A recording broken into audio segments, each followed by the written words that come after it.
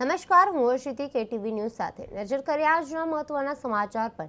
તાપીથી સમાચાર મળી આવે છે। તાપી જિલ્લાના ઉચ્છલ તાલુકાના બાબરઘાટ ખાતે 2 દિવસીય પલાસ પર્વ 2026 આદિવાસી સંસ્કૃતિ સંગમનો પ્રારંભ રાજ્યમંત્રી ડોક્ટર જયરામભાઈ ગમિતના હસ્તે કરવામાં આવ્યો હતો।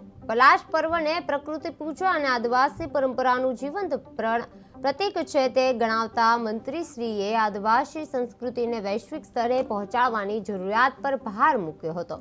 21 સ્ટોલ્સ મારફતે મહિલા સશક્તિ અને સ્થાનિક કલા કસબને મંચ મળ્યો હતો।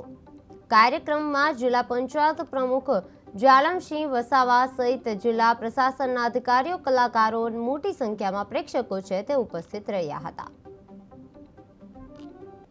આજે તાપી કક્ષાનો પલાસ પર્વનો જે કાર્યક્રમ અમારા ઉચ્છલ ખાતે બાબરઘાટ મુકામે કરવામાં આવ્યો।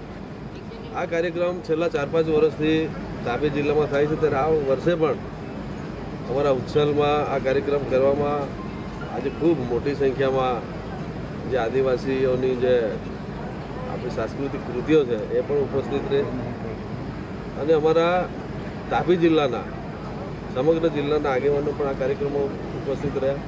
અને જ્યારે પલાસ પર્વની વાત કરીએ ત્યારે હોળી આદિવાસી સમાજમાં મુખ્ય તહેવાર છે અને હોળીમાં જે હોળી જ્યારથી એનું પ્રગટાવીએ અને 5 દિવસ સુધી આદિવાસી વિસ્તારમાં સમગ્ર ગુજરાતમાં આનો ખૂબ આનંદ ઉલ્લાસથી ઉજવણી થાય છે। એટલે આવનાર દિવસોમાં પણ જે રીતે આપણા પૂર્વજો હોળીની ઉજવણી કરતા હતા આદિવાસી સમાજમાં, એ રીતે આવનાર દિવસોમાં પણ આજની યુવા પેઢી પણ જે હોળીની પરંપરા એ જાળવી રાખે એના માટે પણ સરકારશ્રી અને અમારા આગેવાનો આદિવાસી સમાજના બધા લોકો પ્રયત્નો કરે છે। ત્યારે આગામી દિવસોમાં હોળીનો ઉત્સવ હોય કે બીજા કોઈ પણ આદિવાસી સમાજનો ઉત્સવ હોય, સમગ્ર આદિવાસી સમાજમાં આનંદ ઉલ્લાસથી ઉજવાય એના માટે સરકારશ્રી ખૂબ પ્રયત્નો કરે છે।